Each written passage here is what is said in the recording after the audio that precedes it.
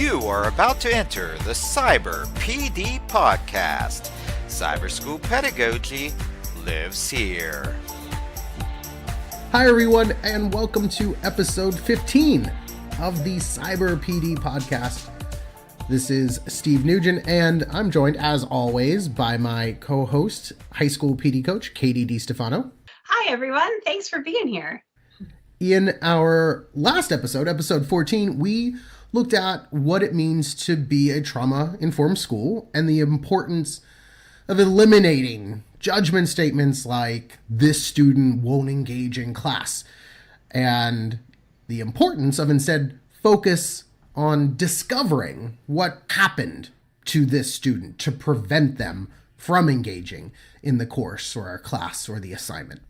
It's a simple mindset shift we can all make to create a more sensitive, safe environment for the 2/3 of our learners who have or at some point will experience some sort of childhood trauma.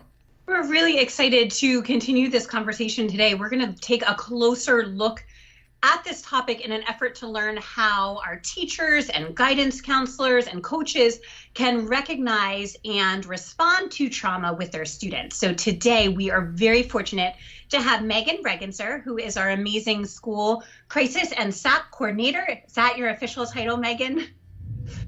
Yeah, I think there's a couple other line items in there as well, but I'll go with that. Doer of all things. And our amazingly compassionate Mike Scheirer, who is one of our high school instructional coaches. Maegan and Mike, thank you guys so much for being here today.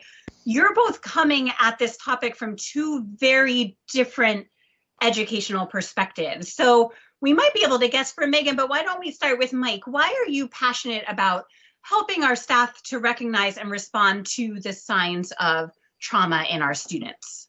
Sure. Yeah. For me, it really goes back to a personal belief that every child's created on purpose for a purpose. And we also know that our experiences, things that have happened to us, can sometimes cause a barrier to discovering and living out that purpose. So when we're better informed as a staff about what to look for as it relates to the effects of trauma, then we can start to ask questions like what happened to this student instead of, what's wrong with this student. And when we do that, we can break down those barriers, and every kid has a chance to really flourish for who they are. It's so important that we are all focused on them as individuals and help them all realize their full potential. So thank you so much, Mike, for being here. Maegan, Sure. From your perspective, and you deal with all sorts of trauma with our learners, why is it that you're so passionate about helping our staff recognize this and respond to the needs that you're seeing on a regular basis?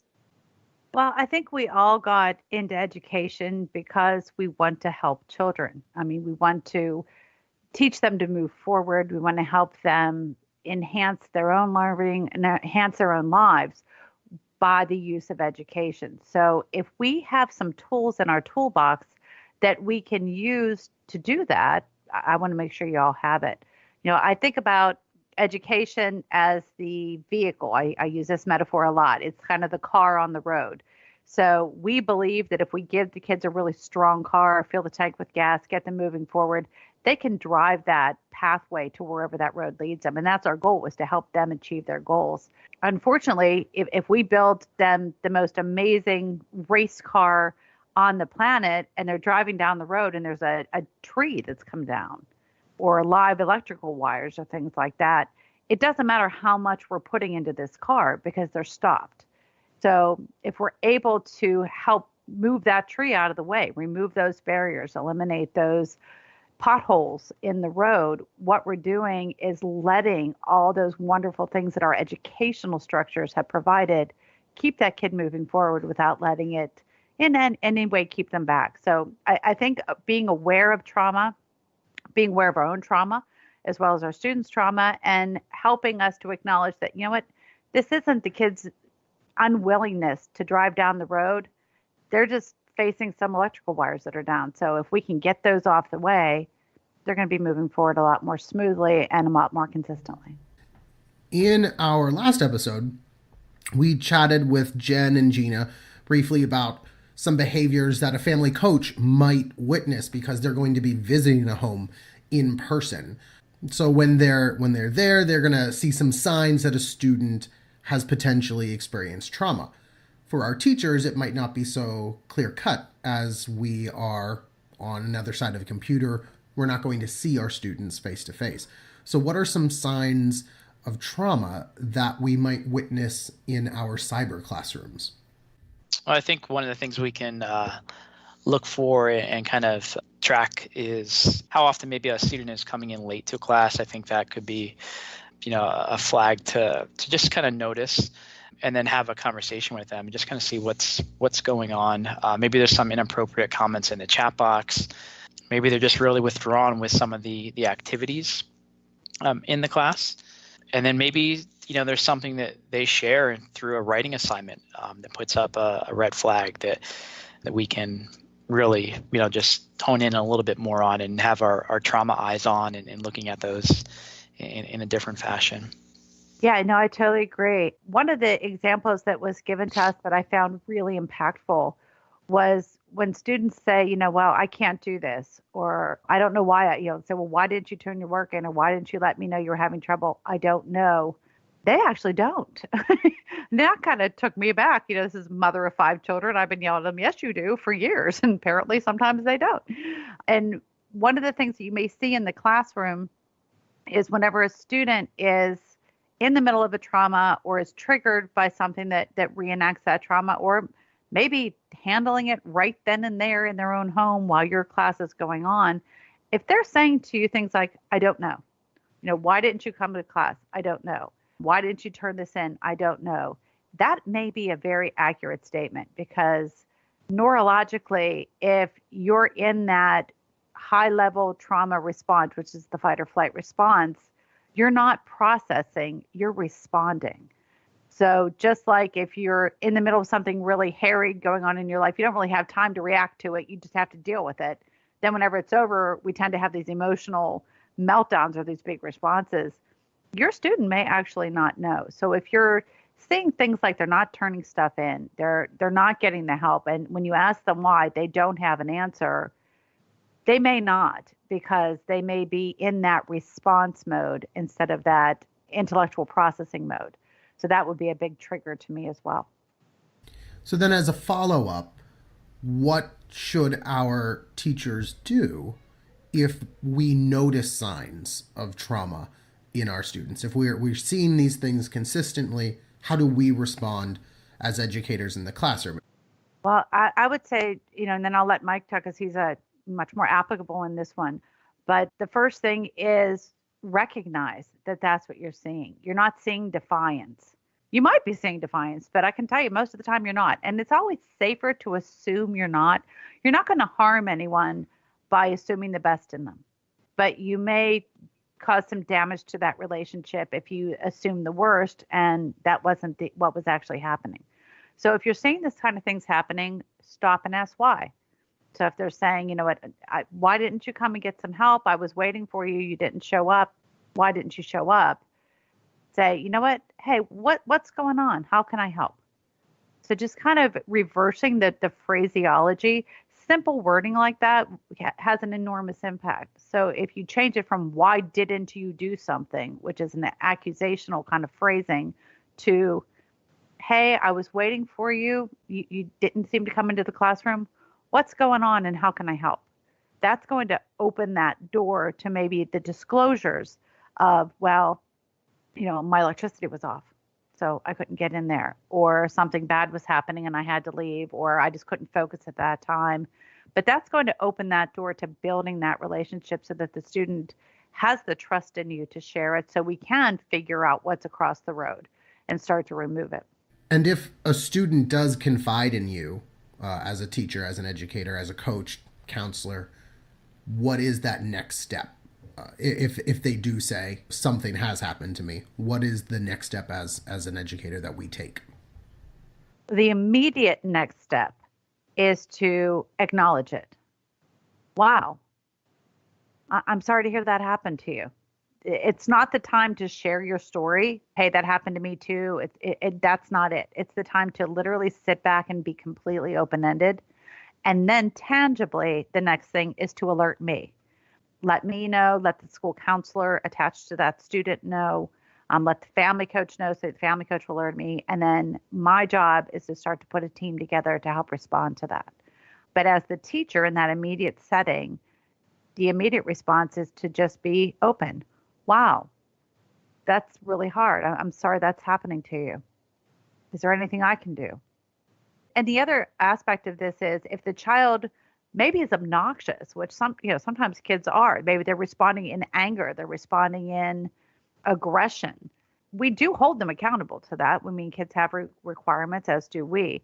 But then to open that door. Hey, I saw that you were really kind of acting out of turn. I asked you to stop putting things in the chat and you got really aggressive. So I had to remove your chat privileges. And, I hated doing that because I value what you have to say in class. And oftentimes you're pretty insightful. So let's talk about what we can do to get those back, because I know everybody would like to hear from you. What do we need to do together? And what do you need to do in order to earn those privileges back? Because I want you to have them.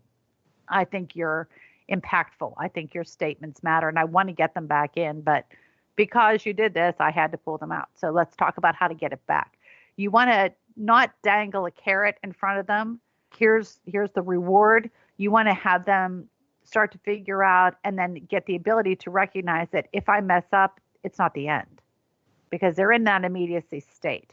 So we want to say, okay, well, this happened. Let's acknowledge this happened. Let's acknowledge that there's a problem. Now let's acknowledge how we're going to fix it, because guess what? Things can be fixed, which also translates into the situations you're dealing with aren't permanent. They aren't the end, and they can change and they can alter. What do you think, Mike? Yeah, I mean, I think what you shared about language just being so important and how we respond to kids is super important. Just throwing it out there, like, how can I help? Just being there to listen and throwing that out there, and how can I help?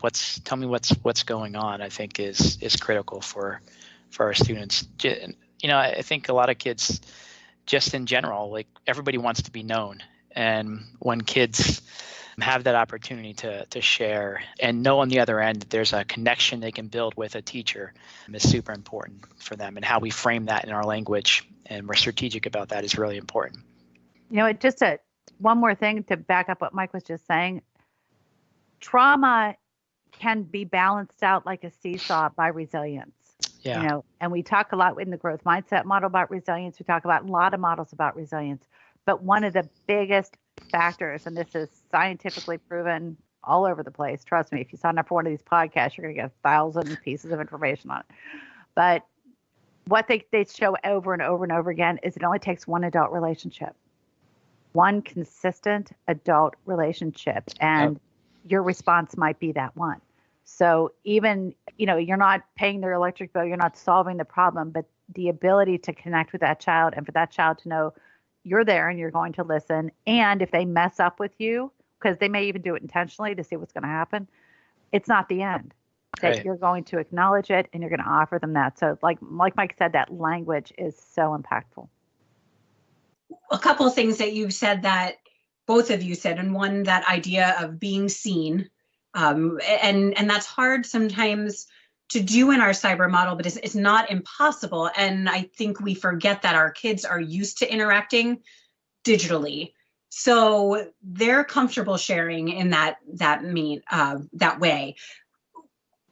Simplifying the language for our teachers is really helpful. I've heard teachers express that fear of, what if a kid tells me something that I don't feel equipped to handle? That simple word track that you both echoed and shared is really easy for us to employ, and it allows us to allow the student to open up, changing that language and saying, what's going on? How can I help? Let them share and acknowledge that you heard it, which allows them to be seen, and it allows them to be known. And just that very simple, I'm so sorry that this is going on right now. How can I help? Don't tell them how you're helping. let them tell you what they need. And maybe it's just saying, maybe they'll say nothing right now and say, well, then I'm here to listen if you need to talk again. And then that very simple, I'm going to let their family, and you don't have to say that, but let Maegan know, Maegan, you know what has to happen now. So by letting Maegan know, then Maegan can make those next determinations of, does the counselor have to be notified? Does the family have to be contacted? But you are the expert in that.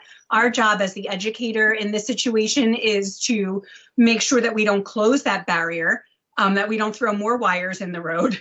And when you're already traumatized and you feel like waves are crashing in your head, somebody else yelling is not a noise that anyone's going to hear.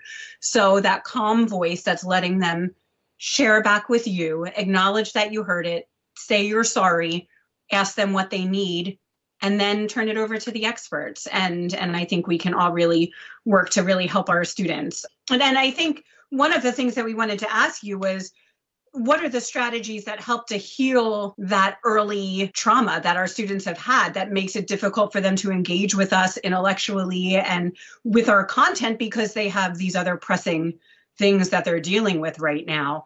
And so if you feel like you've addressed that already, fine. But if you have something else you'd like to add on that, how can we help to heal those early wounds? And how can we ensure as educators that we don't re-traumatize our students in our classes and with our language? Yeah, I think what's really important for a lot of our students is that they're actively involved in the classroom. You know, they're either moving things around on the whiteboard, they're, you know, using manipulatives, if you will, like in the class, and the class is very engaging for them.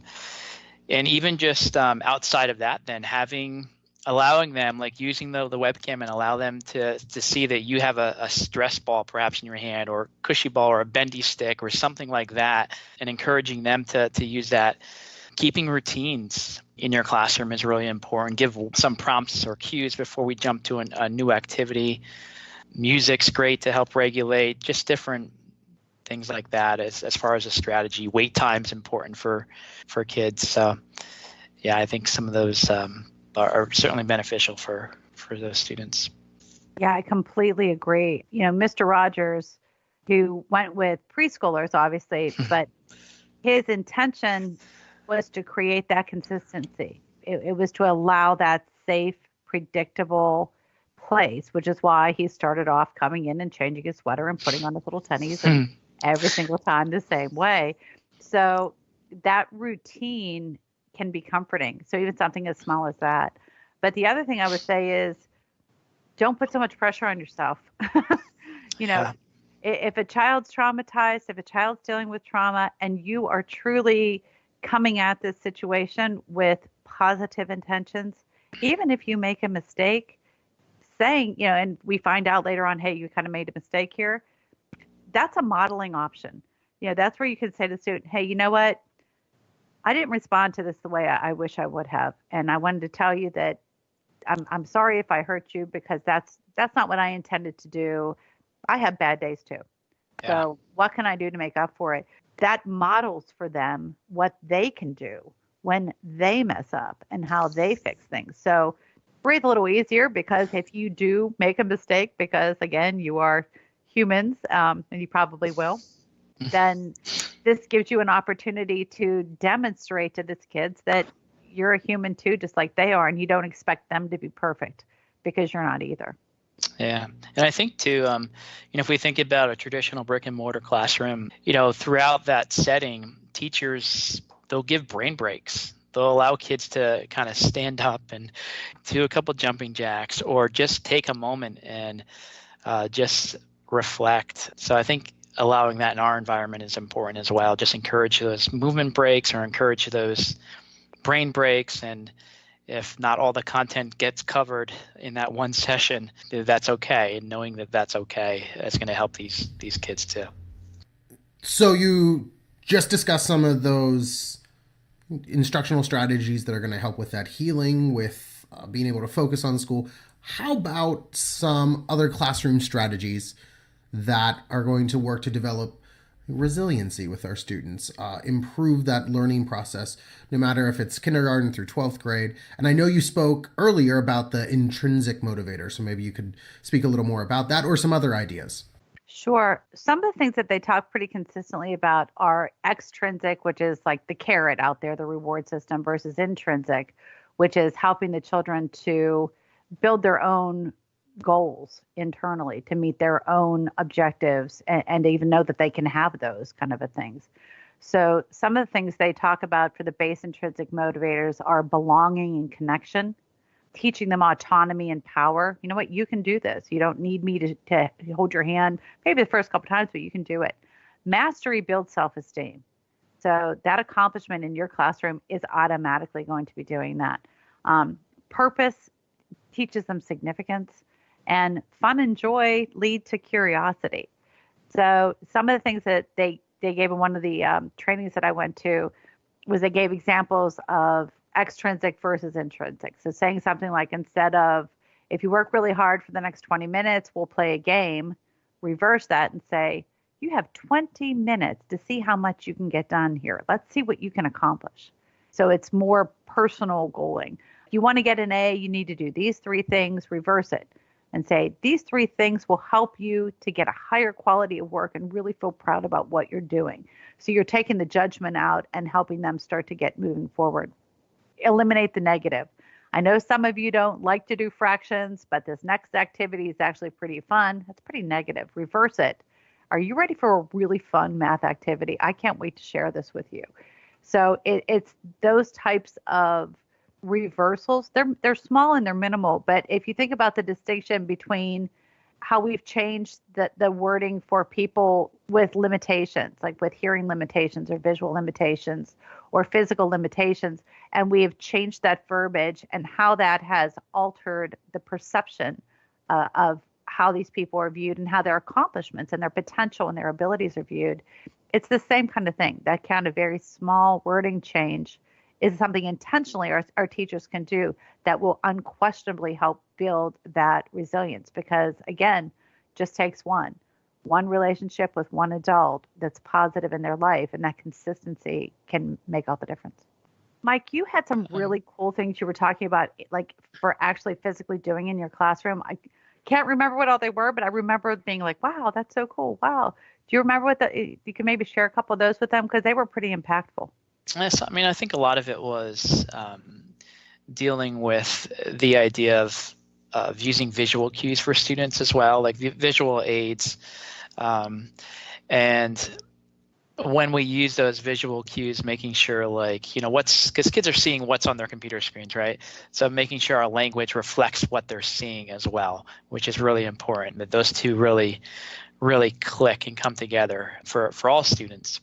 And then again, in our environment, giving them the chance to really have control and choice of their day. Because again, it's this idea that, kids that are traumatized have had something happen to them. And when we just deliver content, or, we're in that mode of, here's what we're going over today, but we flip that and we say, here's your choices today of how we can learn together, and we can partner together and collaborate together, and give those students that opportunity, and they can really engage with the activities, and move pieces around on the board, and go off to different websites and do really fun things. I think that shifts the mindset a little bit. I think all of those things, giving the kids some choice, giving them some power in a situation where they perhaps feel powerless. Yes. Those routines provide comfort in a situation that might feel chaotic. Yep. So providing that counterpoint to the upheaval that they might be experiencing is going to make you a spot in their day that they want to come to, and a safe area where, when the opportunity for you to say, what's going on, how can I help, they feel comfortable sharing with you, and you've already set up that safe space for them, which is so important as we get to know our learners and the situations that they're going through and what barriers are preventing them from engaging in our learning and our classroom environment at that particular time. And the knowledge that if 2/3 of our students have experienced trauma, and they all grow up, and we're all adults, which means 2/3 of us also have, and life continues, and we learn ways to deal with it but by modeling those positive ways to deal with our emotions and positive ways to deal with stress. And I love even being on the webcam with the stress ball. It was a rough day, guys. Letting them know this happens other places, and it's not just them, because when you are experiencing something, you feel very isolated. It's just me, and your world seems very small. So opening that up can be very powerful for them. I want to thank you guys, and I'm sure we'll thank you more for being here today. But we're just really at the tip of the iceberg in terms of what we're doing with our district. Training our staff and becoming a trauma-sensitive school isn't just checking a box and say, okay, we did that. It's, I imagine, a continual process with mindset and training and policy that has to go behind it to make sure that we're really supporting these learners how they need to be supported. And we really are just getting started. Can you tell us and our teachers maybe what's coming up next, what we can expect as far as support and resources and rollout in the future? Yeah. First off, that's why I always wanted to be a student in his class, because I just love Mike's class. It's so much fun. But what we're going to be looking at is we've already seen a change in some of the comments on the grading card. We've gone through and looked at those languages and how we're using wording to talk to our kids through their grades. That's changed. There's going to be a whole series of rollouts coming out over the next year, mostly to give you all the tools. That's what we're trying to do. A trauma-informed school and a trauma-sensitive school isn't a therapy school. I mean, we're not looking for people to be out there, trying to all of a sudden get a psych degree or something. What we're asking you to do is be aware of that. Hey, if we have kids they're dealing with these situations, let's be aware of that. Let's make sure that we're responding to it. So there will be a series coming out. I think you guys are going to be getting some books from Melissa and some different people that'll give you some tactical things you can tangible in your hand you can look at and deal with. But the only other thing I want to make sure that you guys are aware of as far as what's coming out and what we're doing is, just like Katie said, that 2/3 of our students, if not more, have been impacted by trauma. We're also aware and acknowledging that many of you may be as well. So if you are listening to these podcasts, you're getting any of these trainings, listening to a student has impacted you or reminded you of a problem you have, we're here for you too. I mean, Quest is phenomenal. It's very helpful, but we're all just here. Just like your students they can talk to you. You can talk to other people here too, and know that that's a very real thing that we're also aware of. We're also acknowledging, and not something that we're wanting you to pretend isn't happening. So if you're in a situation and the student's disclosing something that is rather traumatic and very impactful, as a human, we expect you to have a response to that. So know that if you need a little time, you need a little breath, you need a little, extra help as well, you're human too. And we want to make sure we're here for you as well. And I think also coming up at the next professional development in August, we'll have some time to spend together to go over some of those instructional strategies as well, and share some of those resources out with our staff. Excellent. Thank you so much for those recommendations. And I think that Quest is an excellent resource for our staff. Are there any other resources that you could recommend, between any websites, books that you could recommend to our listeners that they could peruse between now and that PD in August? There's a great, you can just Google, I think it's, Maegan, correct me if I'm wrong, 10 things like every educator should know about trauma-informed care, I think it is, but it's 10 things every educator should know. And that's just really, it's a quick read. The Trauma-Informed Positive Behavior Support site is also a good resource. You can sign up for their newsletters, and you get the newsletters, and it of course helps us stay active in our mind, right? That's a great resource as well, and it really helps give some quick strategies to use in the classroom. Yeah, the Attachment and Trauma Network was the live training we did, but then we've been doing a lot of other trainings. I promise you, if you type in to a TED Talk or anywhere, trauma-informed support in the classroom, you're going to get a lot. And I'll also give you a bit of a warning that if you sign up for any of these situations, you're going to get them. I was teasing earlier. I said it's like whenever you sign up with the Boy Scouts to buy magazines, and 20 years later you're still getting them. You will get stuff. So finding information won't be hard. We will make sure to link those sites along with our recording here today. So thank you for sharing that, and we look forward to the rest of the trainings that you and your team are working so hard to bring to us to the betterment of our students and staff. So thank you both so much for spending time with us today, for sharing your hearts with all of us so that we can better serve our students and families with compassion and grace. For all of our loyal listeners, you can hear this episode and the rest of the Cyber PD podcast on iTunes, on Spotify, Podbean, Stitcher, CastBox, and more. So be sure to like and subscribe this episode and all of ours so that you don't miss any more opportunities to grow. Thank you. Thanks, everybody. We'd like to once again thank Mike and Maegan for this wonderful conversation today. This is a very important conversation today. We're also appreciative of the important work you do to keep our students safe and our staff safe as well. I know all of the members of the trauma team are happy to chat with anyone if they have more questions on this topic, so don't hesitate to reach out. But that will wrap things up for us today. So thanks to everyone for listening. And with that, I will say until next time, keep learning. Thanks for listening to the Cyber PD podcast. Tune in next time for more cyber pedagogy.